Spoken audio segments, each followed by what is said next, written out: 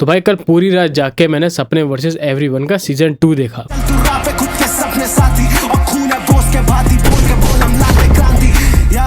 Season 1 मैंने तभी देख लिया था जब आया था। सीजन 1 कमाल के तरीके से खत्म हुआ था और बढ़िया शो था। और जब वो वाला शो आया था उस समय IMDb पे हाईएस्ट रेटेड था। और जब सीजन 2 आया तो मेरी उम्मीदें अपने आप में थोड़ी कम थी, क्योंकि सीजन 1 इतना ज़्यादा बढ़िया था, इतना ज़्यादा वायरल हुआ था, तो मेरे को लगा था कि सीजन 2 के अंदर शायद वो वाला लेवल मैच नहीं कर पाएंगे। लेकिन फिर इंस्टाग्राम स्क्रॉल करते करते इसके रील्स वगैरह आने लग जाती हैं। फिर मेरी क्यूरियोसिटी अंदर जागी भी, तो मैंने IMDb खोल के देखा कि एक बार सर्च करते हैं कि इसके एपिसोड्स वगैरह को रेटिंग कितनी दे रहे हैं लोग। रेटिंग्स पर नजर पड़ी तो लोग दे रहे हैं 9.7, 9.8, 9.9 तक की रेटिंग जाती है भाई इसके फाइनल एपिसोड की। तो वहाँ थोड़ी क्यूरियोसिटी जागी ये जानने में कि भाई ये शो इतना ज़्यादा बढ़िया कैसे हो सकता है, क्योंकि 9.9 रेटिंग IMDb के ऊपर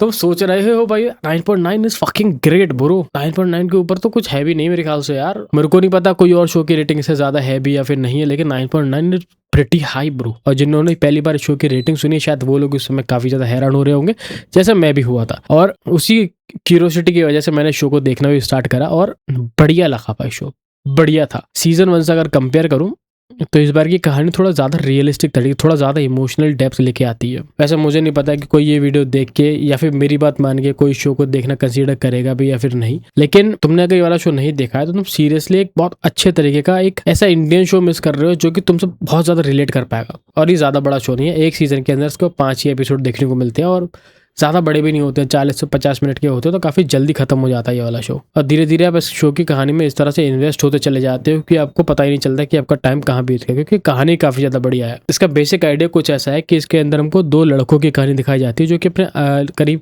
लेट 20s के अंदर है, ठीक है, और वो स्ट्रगल कर रहे हैं अपनी ज़िंदगी के अंदर। एक अपने आप को सेल्स गॉड बोलता है, वो सेल्स करने में बहुत ज़्यादा माहिर है और वो इसी स्किल का इस्तेमाल करके लोगों को घर वगैरह बेचता है और उससे अच्छा खासा मोटा रुपया भी कमाता है। लेकिन उसकी पर्सनल लाइफ काफ़ी ज़्यादा दिक्कतों से भरी हुई है।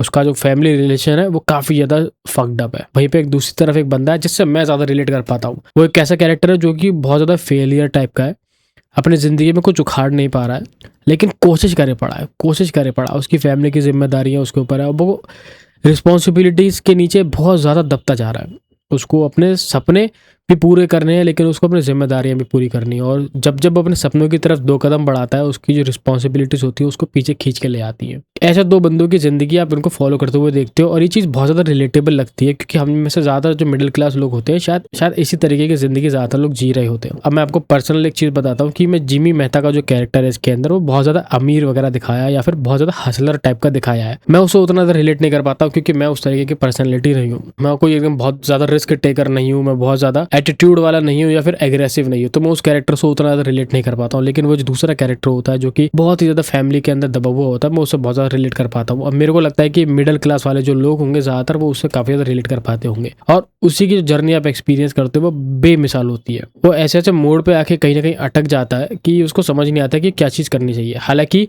उसकी भी चीज़ें कई जगह पे ऐसी लगती है कि थोड़ी ज़्यादा ओवर ड्रामेटिक हो रही हैं, लेकिन फिर भी वो चीज़ें काफ़ी ज़्यादा रियलिस्टिक, काफ़ी ज़्यादा रिलेटेबल तौर पे दिखाई जाती है उसकी। वहीं पे हम दूसरी तरफ जो जिमी मेहता का कैरेक्टर देखते हैं जो कि रियल एस्टेट सेल्स गॉड होता है। वो एक रेबल टाइप का कैरेक्टर होता है जो कि अपने पेरेंट्स का प्राइड मेंटेन करके रखना चाहता है, उसको फिर चाहे किसी भी हद तक जाना पड़ जाए। और वो चीज़ सही है, लेकिन वो किसी भी हद तक जाने के लिए राजी होता है और वो किसी भी हद एक बहुत ही बड़ी खाई लगती है मेरे को तो। लेकिन वो अपने आप को पुश करता रहता है और काफ़ी स्मूथली हमको शो के अंदर दिखाया जाता है। उसकी भी जर्नी बढ़िया लगती है, लेकिन मैं फिर से बोल दूँ कूल लगती है देखने में, लेकिन रिलेटेबल मेरे लिए तो नहीं लगती है। देखने में मजा आता है, उसका एटीट्यूड जो होता है जो बैड एज वाला हो जाए वो देखने में कूल लगता है। अब मेरे को नहीं पता इस तरीके के कैरेक्टर रियल लाइफ में होते भी हैं या फिर नहीं है, लेकिन शो के अंदर तो फिलहाल है। अब इसके शुरुआत के 4 एपिसोड्स जो होते हैं नॉर्मली कहानी बिल्ड कर रहे होते हैं, सारे कैरेक्टर्स वगैरह के आपस में जो मतभेद हो रहे होते हैं वो हमको दिखाई जाते हैं। लेकिन फाइनल एपिसोड के अंदर जो मोमेंट पे ये शो खत्म होता है भाई, गूज बम्स आके देख रह गए थे। मैं सही बता रहा हूँ, मैं जो जिमी मेहता का कैरेक्टर हमको दिखाया जाता है वो जिस मोमेंट पर खत्म होता है वो किसी भी आदमी का दिल निचोड़ देगा भाई। वहीं पे जो दूसरी तरफ कैरेक्टर होता है जो प्रशांत नाम हमको दिखाया उस कैरेक्टर का, वो जो लास्ट एपिसोड के अंदर डायलॉग बोलता है ना कि मैं जादूगर बनूंगा, मैं भगवान बनूंगा, और वो जिस तरह से उसको एक्सप्लेन करा जाता है भाई वो गूज बम्स ला देने वाला मोमेंट होता है। मैं वो जो डायलॉग वहाँ पे बोले जा रहे थे ना, मैं वहाँ पे स्क्रीन पे बिल्कुल इन्वेस्टेड था भाई।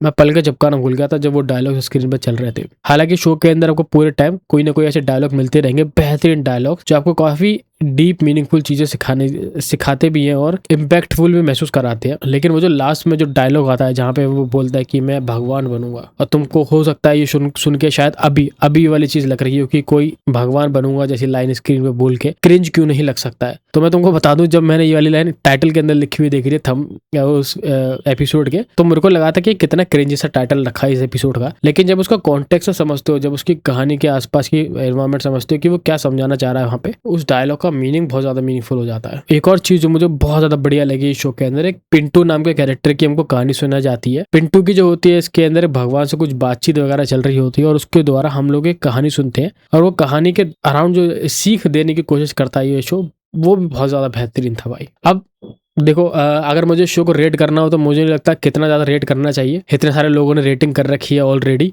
9.9 तक रेट कर रखा है लोगों ने, और जो एवरेज रेटिंग है शो की पूरे शो की 9.2 है इस समय। मेरे कहने ना कहने से कोई फर्क नहीं पड़ेगा कि तुमको ये वाला शो देखना चाहिए या नहीं देखना चाहिए। मेरी नज़र में तो ज़रूर एक बार देखना चाहिए।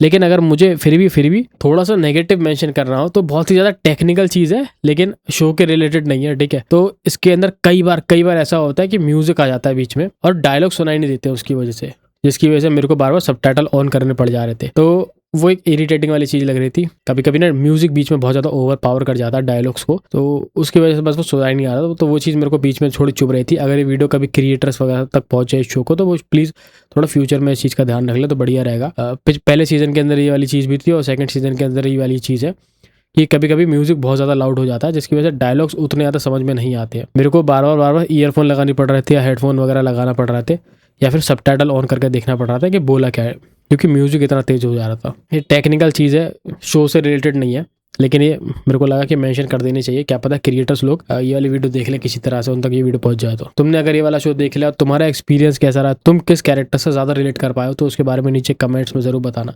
तुमको जिमी का कैरेक्टर ज़्यादा पसंद है या फिर प्रशांत का कैरेक्टर ज़्यादा पसंद आया, और क्या तुम इसके सीजन 3 के लिए एक्साइटेड हो या फिर नहीं हो। मैं तो हूँ भाई, क्योंकि जिस तरह से इसका सीजन 2 खत्म हुआ है, सीजन 3 तो बहुत ज़्यादा आग लगाने वाला सही में।